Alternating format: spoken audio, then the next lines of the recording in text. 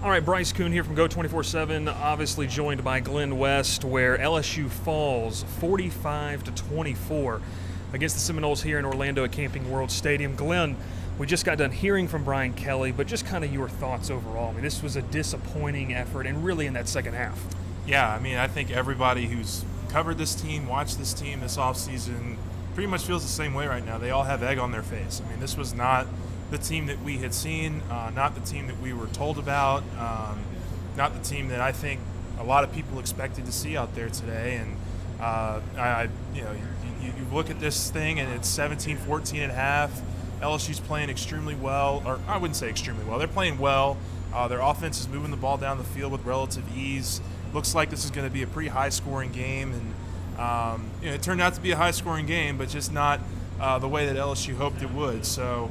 Obviously, they dropped 45-24 here to Florida State. Just really not a crisp second half at all. You get down 31-7 in the second half, kind of score. And, I mean, Florida State scored, I think, 5 touchdowns in their last 6 possessions, and the other possession was a field goal. I mean, you're not going to win many games like that. And I just think that LSU was in a world of trouble really from the start of the second half when Florida State went right down the field and scored a field goal, and then you follow that up with an interception and more touchdowns and another touchdown and another, and it just it really spiraled for LSU in a lot of different ways in that second half. And just thought that the overall field was just disappointment. I mean, I think you look at this team and you kind of had a top 5, top 10 vibe with this group, really most of the offseason with the returning foundation they had, and you just didn't see it at all. I mean, there were just so many problems, whether it was the way they used Harold Perkins was very bizarre, and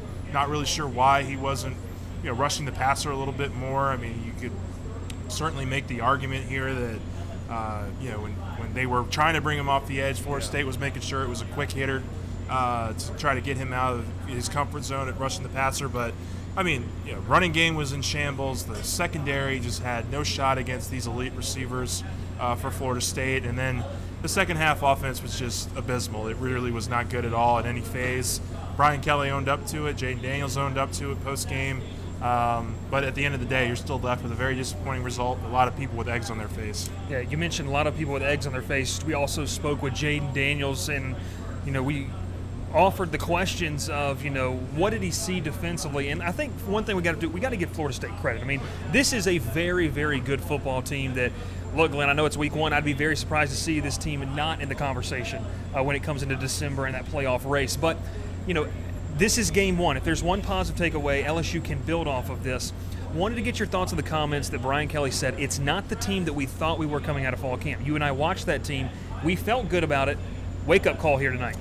They drank the Kool-Aid a bit, and I think we certainly, as a media as a whole, probably egged it on a little bit. I mean, we saw this offense and we saw the potential that it could have, and I think you saw it in the first half. Look, I mean, they went down and they got inside the red zone, I think 5 or 6 different times in the first half, and you can make the argument, hey, it wasn't the explosive offense that we were promised. Look, the very first play was a wheel route to Kevontre Bradford that went 55 yards. Did you have that on your bingo card, by the way? Oh, Kevontre Bradford, this is the first touchdown of the season? Absolutely not. I don't think anybody did. But after tonight, I don't think you could have predicted anything with how tonight turned out. But, I mean, just a really strong, start to this half. I thought overall they played really well. Kind of my big question coming out of halftime was like, what's going on with Harold Perkins? That was a very nuanced question. It wasn't like, oh my God, the offense looks terrible or the defense is really struggling to stop their receivers. I mean, defense had its moments. I mean, Greg Brooks had a very nice first half as well. I mean, Mekhi Wingo and Braden Swinson, I thought, were 2 bright spots on the defense for the most part of that first half. And then the wheels just fell off. And, I think this is a team that, you're looking at them right now and it's like, all right, well, we have 11 games right to figure this out. We really got 7 until you're at Tuscaloosa and you're playing the other big game here on your schedule. But this is a team that I think kind of has to realize or come to grips with very quickly that they can't take any team for granted. Like they have to come out and they have to be prepared, or else they're going to get punched in the mouth again, just like they did tonight. Harold Perkins' question, obviously kind of a big one going forward. I mean, Brian Kelly used really the answer when asked about him was, hey, he's learning a new position. I think the question that I have is, in a game of this magnitude, I know it's week 1, but a game on a national stage, a play here or there, and we saw it bounce the other way, a play here or there in LSU's favor, if Perkins is lined up kind of more there, it could have made the difference. And so that's going to be something to kind of keep an eye on. Wanted to get your thoughts here as we kind of wrap this up. LSU goes in and play Grambling this upcoming weekend. And obviously, you get the FBS-FCS matchup. What do you need to see? Maybe one or two things that you feel like you need to see this team just do for themselves, not worry about the opponent, but say, hey, we got to worry about ourselves and improve on it. Execute. I mean, that was the biggest thing that they didn't do tonight, in the second half in particular, in any phase of the ball. They did not execute at all in the second half. I want to see 4 quarters. I want to see them absolutely beat the you-know-what out of Grambling. I mean, you have to. After something like this happens, you have to have at least a little bit of confidence, momentum, heading into SEC play in Week 3 against Mississippi State. And I think if this is a team that struggles to execute again next week, you're not certainly expecting a loss or anything like that. But you want to see this for 4 quarters. You want to see at least a glimpse of what this team could potentially be. And look, it's going to be a long road. I mean, you're now starting back, I think, from pretty much square one. I mean, I really don't know that you can have many positive takeaways.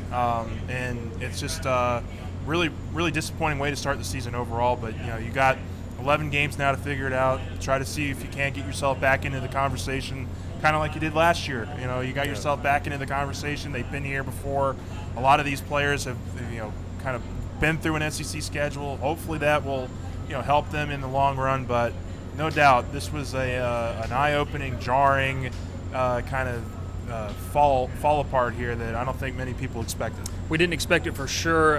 Kind of my take on that, I think that the response to adversity, I don't know how much you're going to see of that on Saturday, but when you go play Mississippi State there, I mean, look, that's a talented team that looked pretty good in their Week 1 matchup against Southeastern Louisiana. I know that's an FCS opponent, but you're going to be faced with adversity more than just once. Can you mentally overcome that? That's something Kelly said he's got to see from this team as well. Glen West, Bryce Koon, live from Orlando, Florida. We're going to make the trip back to Baton Rouge this week as LSU gets ready to take on Grambling State. Make sure to tune in to our live show Monday night, 6 p.m. Central, where Dylan Sanders and myself. I don't think you'll quite be home yet, though, Glenn. That'll be a fun live show.